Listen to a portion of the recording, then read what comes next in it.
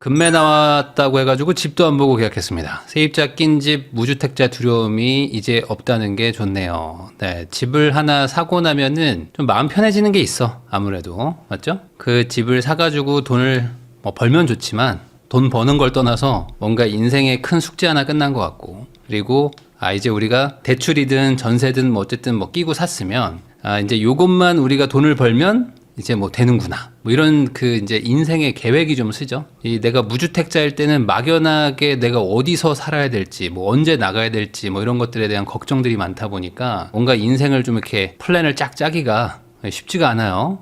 물론 이제 미혼인 남자, 미혼인 여자, 뭐 이런 분들은 어차피 자기 몸 하나만 건사하면 되기 때문에 그냥 편하게 그냥 하겠지만, 막상 이제 결혼하고 아기 낳고 애가 이제 특히 이제 초등학교 좀 들어가기 시작하면은 그때는 이제 진짜 못 옮기거든요. 못 옮기면서 뭔가 계속 살긴 살아야 되는데 막 집값은 막 불안불안하고 전세가도 오를 것 같고 뭐 이러면서 소위 말하는 이제 주거 안정성이라는 게 상당히 낮아지죠. 근데 이제 집을 사면 뭐 내가 전월세를 살지언정, 당장은 살지언정 언젠가는 내가 저기 들어간다, 이런 생각으로 조금 이제 계획이 씁니다.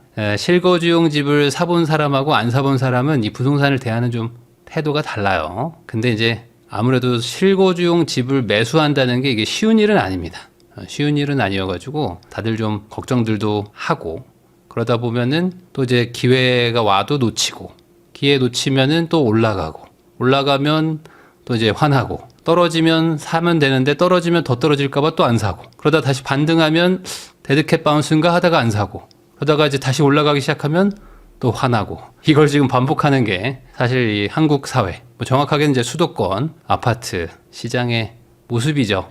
그래서 이게 계속 그 정치와 이제 엮이다 보니까 뭐 정부도 뭐 어쩔 수 없는 거야. 이게 이 국민들이 계속 이렇게 막 안 사고 막 전세 살고 막 월세 살고, 이 사람들이 집을 사지도 않아요. 사실 왜냐면 우리나라는 아파트가 60%밖에 안 되는 나라이기 때문에 빌라나 뭐 다가구 뭐 아니면은 단독주택 이런 데 가서 살아줘야 되는데, 국민의 40%는 무조건 그런 데 살아야 되거든요. 근데 거기는 안 올라가기 때문에 투자 가치가 없다고 생각해서 집을 안 사신단 말이에요. 그러면 국민의 40%는 어쨌든 무주택자인데 이 무주택자들이 집을 안 산단 말이죠. 내가 왜 빌라를 삽니까? 나는 아파트 살 건데 라는 사람들이 대다수란 말이지.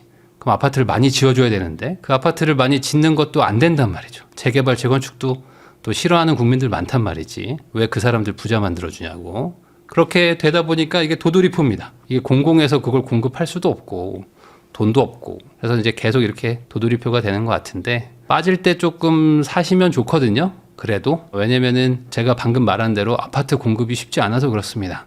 그래서 좀 빠지면은 사고, 매물 좀 늘어나면 사고 하면은 뭐 잠깐의 부침은 있을지언정 그래도 가구 수도 계속 늘어나고 하니까 수도권 안쪽에서 정말 막 이상한 거 안 사시면, 뭐 이상한 뭐 정말 막 무슨 뭐 온통 주변이 막 다 평지고 다 그냥 빈 땅이 막 널려 있는데 거기서 뭐 그냥 나홀로 아파트 산다거나 뭐 그런 것만 안 하면 웬만하면 또 이게 성과가 좋았던 게 과거 또 수십 년의 역사입니다. 근데 그럼에도 불구하고 아마 또 이번에도 집을 왜 사냐, 더 빠지면 산다, 뭐 이렇게 얘기하시는 분들도 많을 거고, 지금이 기회다라고 생각해서 저 최근에 뭐 집 샀어요 하시는 분들도 좀 늘어났어요.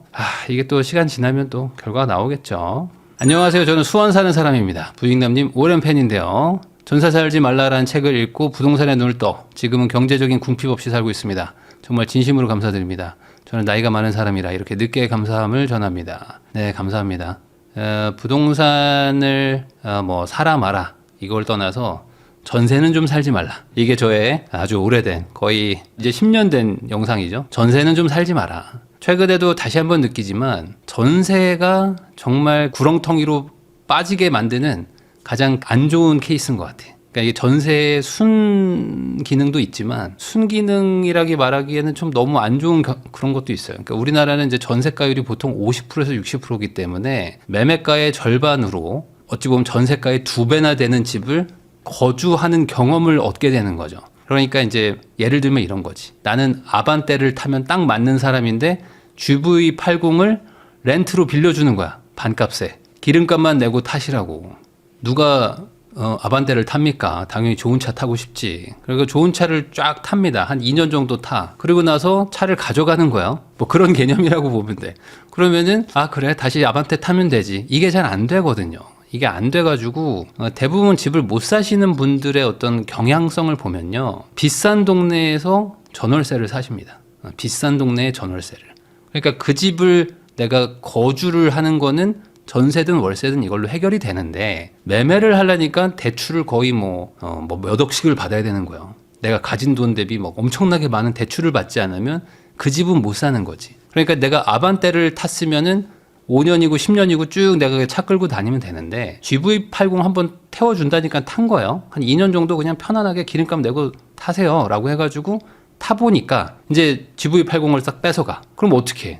또 그 GV80이 아른아른 거리기 때문에 그거를 타야 된단 말이에요. 근데 이게 대출을 그러면 또 엄청 받아가지고 GV80을 뭐 살 수도 있겠지만 그렇게 되는 능력자분들이 뭐 얼마나 많겠어요. 이게 안 되는구나라는 거를 빨리 아셔야 되는데 오히려 그 좋은 동네에서 장기 거주를 하시면요. 이 동네가 내 동네다라고 생각을 한단 말이에요. 그게 가장 큰 문제입니다. 차라리 월세를 살면은 월세가 이제 따박따박 돈이 막 나가죠. 그러면은 이게 전세랑 조금 다른 게 있어. 그러니까 전세도 이제 전세자금 대출을 풀로 받아가지고 사시면은 전세 이자의 압박이 팍 와가지고 힘듭니다 해서 이제 이사 가는 경우도 있지만 청약도 노릴 겸 그리고 내 돈으로 가기에는 너무 좀 집의 퀄리티가 낮다고 생각하는 분들도 많아가지고 그냥 이 돈이면 전세자금 대출 조금만 받아서 그냥 좋은 동네 전세 살자 하시는 분들은 생각보다 그 월 유지비가 주거비죠. 주거비가 그렇게 막 부담스럽진 않거든요. 그러니까 거기서 2년 4년 거기다 이제 좋은 집주인 만나면 6년 8년을 살아버린단 말이지. 그러면 이제 어느 순간 한 20억 하는 아파트가 내 아파트가 되는 거야. 느낌은 내 아파트지. 근데 전세는 한 7억에 살고 있는 거예요. 전세자금 대출 한 3억 껴가지고. 그럼 나는 4억 가지고 있는데 20억짜리를 내 동네라고 생각하니까 16억에 대출을 받아야지만 살 수 있네. 근데 16억 대출 받을 수 있는 사람은 보통 대부분 그런 집들을 가지게 된 분들의 케이스는 싼 거 사가지고 그게 좀 오르고 그리고 그 오르는 동안 열심히 돈 모아서 또 합치고 소위 말하는 이제 갈아타기로 거기까지 가는 건데 보통 이제 전세를 사시는 분들은 전세금에 대부분의 현금을 또 집어넣고 일부 대출을 받겠지만 그걸로 이제 주식을 하시는 경우가 많죠. 주식해서 잘 되면 좋은데 지금처럼 삼성전자, 하이닉스 이런 게 3-4배씩 올라가 주는 거를 계속 내가 맞추면 좋은데 그게 또 아니라는 거는 주식 오래 해보신 분들은 알잖아요. 거기다가 또 이제 전세가가 또 올라가는 경우들도 있고 그럼 또 주식하다가 또 팔아가지고 또 이제 전세금도 올려주고 이런 걸 해야 된단 말이죠. 그러니까 뭔가 자산이 불어나는 거 대비 내 동네라고 생각하는 그 15억, 20억짜리 아파트는 10%만 올라도 2억씩 오르는데 5%만 올라도 1억이 오르잖아요. 그러니까 그거를 따라잡기가 너무 힘들단 말이에요. 그러니까 좋은 동네를 내 동네라고 생각하는 순간 악순환이 시작되고 나쁜 동네라서 내가 살기 싫어라는 동네여도 내가 거기를 투자해가지고 실거주를 하시든지 하시면 그러면 이제 선순환 구조가 생기거든요. 그래서 진짜 젊을 때, 특히 이제 신혼일 때, 아기가 없거나 어릴 때 너무 눈높이 높이지 마시고 내 능력 안에서 살 수 있는 부동산을 사서 월세, 전세, 이자 아낄 겸 그걸 그냥 이자로 내는 거죠. 주담대 이자로 낼 겸 해서 들어가서 거주하시고 또 바짝 모으면 이게 조금씩 선순환 구조가 되거든요. 이 선순환 구조를 앞에서 딱 막는 게 저는 이 전세 제도라고 보기 때문에 월세를 살든 아니면 매수를 하든 그러니까 돈이 없으면 월세를 사는 거고 돈이 좀 있다 싶으면은 실거주를 하는 게 크게 봤을 때 성공률이 좋다. 이 얘기를 제가 10년째 하는 거죠. 근데도 사람들은 전세를 좋아해요. 전세를 싫어했던 때가 딱 2022년, 2023년입니다. 금리가 갑자기 튀어 올라가면서 전세자금 대출도 변동금리였죠. 그러니까 전세 살다가 화들짝 놀랐던 사람들이 많아요. 여러분들 다들 기억하시죠? 한 3년 전이었어. 3년 전에. 3년 전에 전세자금 대출 이자가 5%, 6% 막 올라갈 때였습니다. 7% 막 찍내 만에 할 때였습니다. 원래 내가 내던 게 한 2% 이렇게 빌렸는데 갑자기 5, 6%를 내라고 하니까 전세자금 대출 이자가 2-3배가 돼버린 거예요. 그때 깜짝 놀라서 전세집 빼고 이사가는 그 엑소더스, 패닉 그게 벌어지면서 세입자를 맞출 수 없는 동시에 다 썰물처럼 빠져나가니까 그때 시세도 빠지고 전세가도 빠지고 했었는데 그게 고작 3년 전인데 다시 이제 금리 조금 안정되니까 이제 또 전세를 또 좋아하시죠.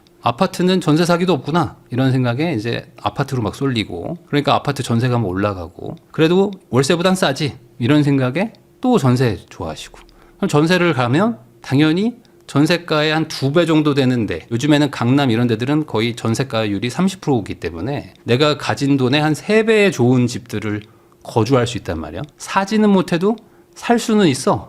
그러니까 살게 되는 거예요. 계속 살면 좋죠. 내가 가진 돈의 3배짜리 집인데 나쁘겠어요? 출퇴근도 편하지, 뭐 애 키우기도 너무 좋지, 안전하지, 주변에 인프라 많지, 엄청 좋단 말이야. 근데 그 집을 살려면 엄청난 대출을 받거나 엄청난 능력자가 돼가지고 소득을 엄청나게 벌거나 사업을 하거나 창업을 해가지고 뭐 엄청난 돈을 뭐 엑싯을 하거나 하지 않으면 그 집을 갈 수가 없단 말이에요. 그러니까 결국에 남의 집인데 그 남의 집이 내 집인 것처럼 생각하는 순간 그게 뭔가 이 인생을 많이 꼬이게 하는 것 같습니다. 전세 낀 다주택자 매물 퇴거 자금이 1억만 나오잖아요. 매도든 매수든 거래 자체가 힘든 구조인데 이거 왜 해요? 그러니까 지금 이제 현 정부가 대책을 크게 한 4번인가 냈죠. 근데 4번 냈는데 이게 순서가 처음에는 예를 들어 뭐 한 레벨 2로 냈다가 그 다음에 레벨 2.5, 3 이렇게 내다가 갑자기 9를 냈어요. 15 대책이 갑자기 9를 내버린 거예요. 그러다 보니까 이 앞에 낸 대책과 뒤에 낸 대책이 지금 충돌하는 게 있습니다. 그러니까 가장 큰 게 바로 그겁니다. 6.27 대책을 발표하면서 갭 투자를 막아야 되겠다라고 생각해서 너네 혹시나 갭 투자할 생각하지 마라. 왜? 갭 투자하는 순간 전세금 반환 대출, 전세를 빼줄 때 대출을 안 해줄 거야 라고 해버린 거예요. 그래서 갭 투자하지 말고 그냥 실거주를 해 라는 게 6.27 대책이었습니다. 그러니까 내가 대출도 조금 맞긴 하겠지만 이번에 그냥 대출 받아서 그냥 들어가서 살아 라는 게 정부의 대책이었어요. 그래서 갭 투자가 막혔단 말이에요. 근데 15 대책 딱 터지면서 그리고 이제 어떻게 됐습니까? 다 토어제가 막 묶이고 조정대상 지역에 투기가를 지고 막 얹혀지면서 사람들이 집을 사고 싶은데 대출도 안 되지. 실거주 무조건 해야 되지. 그러니까 이제 세입자 있는 집은 사지도 못하지. 그러면 이제 어떡하지? 뭐 이렇게 된 거예요. 그리고 이제 이번에 사서 이제 실거주 하면서 뭐 대출을 받으려고 했는데 대출도 막 4억으로 묶이고 뭐 2억으로 묶이고 막 이렇게 묶여버렸단 말이에요. 그나마 뭐 그렇게 해서 들어가서 살면 돼. 근데 이제 갭 투자를 하는 분들도 있을 거잖아요. 이 뭐 비규제 지역이거나 아니면 뭐 5구 이번에 그 양도세 중과를 배제해주는 뭐 한시적 뭐 그것 때문에 들어가는 분들은 또 세입자가 있는 집을 또 사라는 거잖아요. 다주택자들 팔라고 했으니까. 그럼 그 집을 산 사람은 갭 투자가 되는 거잖아요. 갭 투자가 됐어. 그럼 갭 투자자는 6.27 대책 이후에 집을 사면 전세금 반환 대출이 막혀버린단 말이에요. 1억으로 막힌단 말이에요. 그럼 전세를 빼줄 수가 없잖아요. 그러니까 집은 사지만 들어가서 살지는 못해가 되는 거예요. 저는 무주택자인데 다주택자 집을 샀거든요. 그럼 저 실거주 할 수 있는 거 아니에요? 안 돼. 넌 갭 투자자다. 이거예요. 그러니까 넌 갭 투자니까 실거주 하지 마. 이거예요. 그러니까 이것도 문제란 말이에요. 그러니까 그 6.27 대책 때 전세를 빼주는 거, 그러니까 전세 자금을 반환하는 거는 막은 거 있죠. 그거를 풀어줘야 된다고 저는 봅니다. 이거는 무조건 풀어야 된다고 보고 저는 처음에 6.27 대책 때 이렇게 규제가 나온 게 이건 너무 과한 것 같다는 거예요. 너무 과하고 이렇게 하면 임차인한테도 되게 불안 요소가 생기는 거거든요. 집주인이 대출을 받아서라도 빼줘야지 사실은 이제 전세금을 받아서 나갈 확률이 높아지는데 6.28 이후에 집을 산 사람도 많잖아요. 근데 그 사람들이 난 빼줄 수 있어 라고 생각하고 집을 샀겠죠.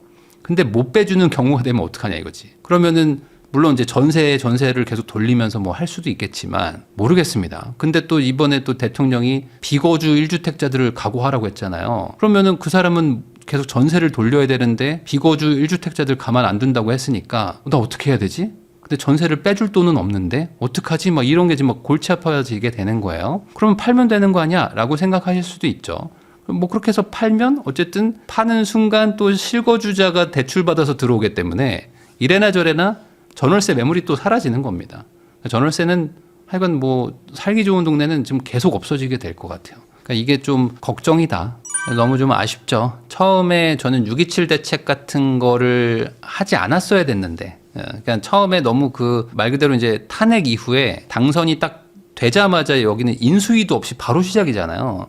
그러니까 5월부터 6월 초까지 집값이 많이 올랐거든요. 그러면서 이제 현 정부가 딱 임기 초인데 바로 집값이 막 올라가니까 이제 그때 한번 잡아야겠다는 생각에 이거 갭 투자가 갑자기 늘어나는데 이거 잡자 하면서 그 6.27 대책이 딱 나온 게 거기서부터 조금 문제였던 것 같아요. 집값 오르든 말든 난 상관 안 한다. 그리고 우린 공급 많이 할 거니까 지금 집 산 사람들 곧 후회하게 될 것이다. 저는 차라리 뭐 한 6월 27일 대책이 그런 거였다면은 저는 사람들이 화들짝 놀랐을 것 같아. 화들짝. 그래서 우리 민간에 지금 인센티브 많이 줄 거고 공공도 많이 깔 거고 그리고 특히 이제 민간 너네들 그 용적률 내가 많이 줄 건데 그 용적률 준 거에서 임대 아파트는 내가 확실히 가져간다. 그러니까 임대는 내가 챙길 건데 그 이상으로 너네 사업성 좋게 해줄 거니까 빨리빨리 진행해 라는 식으로 푸시를 할 것이다 라고 말만 해줬어도 저는 야 이번에 진짜 다른가 보다 해가지고 사람들이 집을 살려다가도 조금만 좀 기다려 봅시다. 조금만. 이제 이렇게 되면은 재개발, 재건축 막 진행될 것 같은데 그러면 좀 청약이 좀 나오지 않을까? 라는 생각에 사람들이 좀 주춤했을 거라고 좀 생각이 듭니다.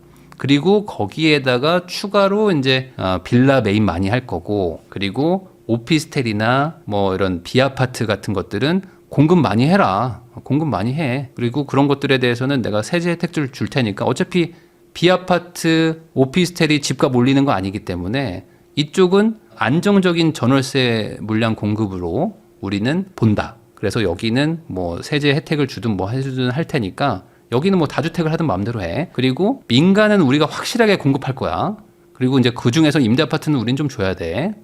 그렇지만 나는 엄청 공급할 거니까 집 한번 사봐라. 코로나 때 마스크 가격 올랐을 때 마스크 공장들 늘어나가지고 마스크 폭락한 거 알지? 내가 그렇게 한번 한다. 라고 한번 그랬었다면 조금 나았을 것 같은데. 왜냐면 이게 공급이 윤석열 정부도 못했고 문재인 정부도 별로 못했어요. 그러니까 거의 7, 8년을 못했기 때문에 이번 정부는 무조건 민간이고 공급이고 뭐 상관 안 하고 그냥 다 공급을 막 때려 넣겠다라고 하지 않으면 이 사람들의 조급함을 막기가 참 힘들었을 거거든요. 참 힘들었을 건데 이게 약간 좀 방향이 이렇게 바뀌면서 오히려 공급이 더 안 될 것 같잖아. 그러니까 빨리 사야 되는 거 아니야? 대출도 계속 줄이잖아. 올해보다 내년에 대출을 더 못 받을 것 같은데? 야, 이러면 빨리 사야겠다라는 생각에 강남부터 사고 마포 사다가 이제 동작 사고 뭐 강동 뭐 동대문 막 사다가 이제 노원 관악으로 막 가기 시작한 거예요. 지금 사람들이. 야, 이거 지금 아니면 안 되는구나. 전세 월세 이제 너무 적겠구나라는 생각에 막 글로 가버리는 거예요, 지금. 그러면 사람들이 그렇게 한번 쏠려버리잖아요? 이제 밥 먹을 때마다 그런 얘기 하는 거예요. 뭐, 김대리 집 샀다며? 그러면, 예, 저번에 뭐, 노원에 뭐, 조그마한 거 샀습니다. 뭐 어떻게 샀어? 뭐, 그냥 뭐, 저기 뭐 하나 샀는데, 그냥 뭐, 조금 해요. 뭐, 많이 올랐어? 그게 뭐, 이렇게 샀는데, 뭐, 다행히 조금 올랐습니다. 얼마 올랐어? 뭐, 한 1억 2천, 뭐, 1억 2천? 막 이런 얘기들이 이제 막 도는 거예요. 이게 돌면, 그렇게 되면 이 불길을 잡기가 쉽지 않거든요. 그 수요, 특히 이제 대다수의 매수자들이 언제 움직이냐면 전세가 만기될 때 많이들 집을 살려고 하거든요. 전세 만기 때. 월세 사는 사람들은 집을 그렇게 막 살려고 잘 안 합니다. 전세 사는 분들이 전세금이 만기가 돌아올 때 집을 살려고들 많이 한단 말이에요. 근데 그때 전세가 급등해 있고 전셋집을 알아보러 갔는데 전세 매물이 없잖아요. 그때 그 남편과 아내의 그 다툼이 엄청 심해지거든요. 그러게 내가 사자고 했어 안 했어부터 해가지고 지금이라도 사야 되는 거 아니냐. 은행 가보자. 근데 대출이 안 나온다. 그럼 어떡하냐. 여기서 뭐 밖으로 나가서 뭐 지금 뭐 의정부에 사야 되냐. 뭐 어떻게 해야 되냐. 인천 가야 되냐. 뭐 이러면서 막 싸운단 말이야. 근데 이제 그렇게 되면은 그러면 이제 또 이제 정치권에 또 엄청난 압박을 준다고. 그런 분들이 어떻게 할 거냐고. 전월세 해결하라고. 이게 과거에도 계속 반복된 패턴입니다. 전세가 오르면요 이 민심이 엄청 흔들리는데 그러면 정치인들에게 부담이 엄청나게 가거든요. 선거가 이제 중간중간 있기 때문에. 그럼 이 정치인들도 해결을 하긴 해야 되는데 해결이 안 되거든요. 보통 이 전월세는 공급을 많이 하지 않으면 해결이 안 돼요. 비아파트라도 많이 지어놓지 않으면 해결이 안 되거든요. 그런 상황에서 민심이 막 안 좋아지면 결국에는 이제 뭔가 임대차 3법 같은 강제 조항들을 막 넣어가지고 법을 개정하려고 할 거란 말이죠. 그렇게 되면 또 시장이 또 더 안 좋아지는 구조로 가는 건데 이번에도 그렇게 될지 한번 봐야 되겠죠. 저희 회사도 와이프는 집 사자, 직장 동료는 안 오른다, 나중에 사자 하고 부부싸움 한다고 들었어요. 이런 분위기는 보통 엄마들이 집을 사자 그러고 아빠들이 집을 사기 싫어합니다. 대부분 그래요. 남편들은 기본적으로 주식을 좋아하고요. 주식과 코인을 좋아하고요. 회사원 기준입니다. 엄마, 아내들은 집을 사자주의입니다. 왜냐면 이제 집을 사가지고 조금 애도 키우고 뭐 안정적으로 살려고 하는 게 이제 엄마들이 좀 강하고, 아빠들은 야 그거 살려면 대출을 받아야 되잖아. 야 대출 받으면 그거 어떻게 갚아야 되냐. 야 뭐 4억을 받아 5억을 받아 야 그거 언제 갚어. 야 30년 동안 그러면 뭐 빚쟁이 돼가지고 계속 그거 언제 갚고 있냐. 나는 그럼 몇 년 동안 일하라고 하면서 되게 싫어해요. 되게 싫어하고, 대출 받으면 남편이 갚아야 되겠다는 그 압박감이 장난이 아니거든요. 물론 뭐 맞벌이 하시는 분들도 있겠지만, 그래도 그 남자, 그 가장의 무게가 대출? 이건 내 책임이다. 이러면 쉽게 못 받거든요. 거기다가 뭐 6개월 전, 1년 전 가격들도 알잖아요. 그러면 야, 조금만 기다려보자. 기다려보면은 좀 가격이 좀 내려올 거야. 라고 보통 남자분들이 말하고, 아내분들은 그러게 내가 작년에 사자 했어 안 했어? 이러면서 그걸로 또 싸우고, 그럼 남편분들은 거기서 이제 나도 화가 나니까 그만해 하면서 막 이제 바로 그냥 또 사이가 좀 멀어지거든요. 근데 그러니까 이게 전세나 월세만 안정돼도 괜찮거든요.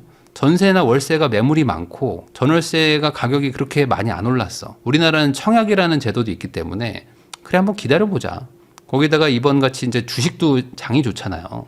그럼 주식이 장이 좋다면 전월세만 많으면 주식으로 돈 불리면 되는 거 아니야 라는 생각이 자연스럽게 가죠. 근데 이제 그러니까 이번에 주식으로 돈을 벌었는데 결국에 전세 만기가 됐을 때 이 전세 만기 때 전세가 확 튀어버리면요, 그러면 이제 사람들이 야, 이 번 돈으로 집을 살까? 이런 생각으로 안 가기가 어렵습니다, 이게. 그래서 아마 지금 현 정부도 그걸 걱정하고 있는 것 같아요. 그러니까 지금 주가가 막 올라가고는 있어요. 사람들이 돈을 벌긴 벌었단 말이에요.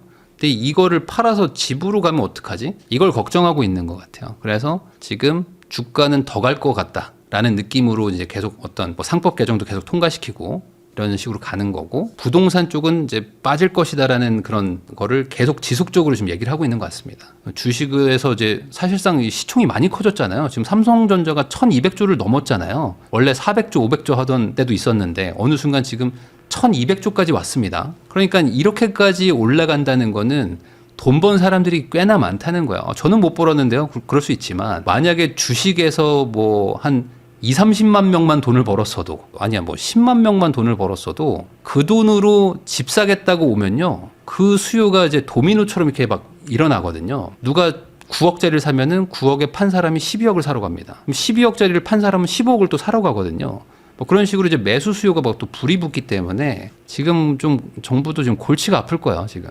그래서 지금 빨리 전월세 물량을 공급을 해야 되는데, 제일 좋은 건 아파트를 많이 짓는 거겠지만, 아파트를 많이 못 짓는다면은 빌라랑 오피스텔, 도시형 생활주택 이런 거라도 많이 지어주면 그래도 당장 급한 전세 월세 불은 끄는데, 이걸 하려면 필연적으로 다주택자를 늘릴 수밖에 없는 구조입니다. 빌라랑 오피스텔이랑 도시형 생활주택을 누가 무주택자가 사겠어요? 안 삽니다. 무주택자 분들 보고 빌라 사라고 해보세요. 절대 안 사죠. 다주택자들이 늘어나는 거를 지금 어쨌든 규제하는 방향으로 가니까, 그러면 이제 비아파트 공급은 뭐 없다고 봐야 되고, 그럼 아파트 공급밖에 없는데, 아파트는 요즘에 다 대단지로 많이 짓는 성향이 있어서 뭐 착공해도 4년, 길면 5년씩도 걸리고, 공공도 이제 택지를 조성해가지고 만들려고 하면은 뭐 짧으면 5년, 길면 8년, 9년 걸린단 말이에요. 그러니까 이 당장 이 비는 공간, 이 비는 한 3, 4년의 구간을 뭘로 채울까가 지금 답이 잘 안 나오는 상황입니다. 제가 봤을 땐 그래요. 그래서 이거를 정부가 어떤 묘안을 가지고 있는가, 지금은 이제 공공주택, 그리고 이제 공공개발, 이런 걸 하겠다. 성균관대 야구장을 뭐 아파트로 바꾸고, 경찰 기마대를 뭐 아파트로 바꾸고, 뭐 이런 거를 해가지고 최대한 하겠다. 용산에다가 뭐 10,000호, 20,000호를 짓겠다. 뭐 이런 건데, 그게 뭐 경마장을 뭐 바꾸든 뭘 하든지 간에 시간이 꽤 걸리거든요. 지금부터 한다고 해도 한 3년이야. 아무리 뭐 당장 내일부터 착공해도 3년이고, 시간 걸리면 5년에서 8년, 10년도 걸리는 건데 어떻게 하지? 이게 애매합니다. 제가 봤을 때는 저는 모르겠어요. 저는 이 그 미싱 링크 알 수 없어. 여기가 모르겠어. 나는 이걸 어떻게 해결하려고 하는 건지는 잘 모르겠어요.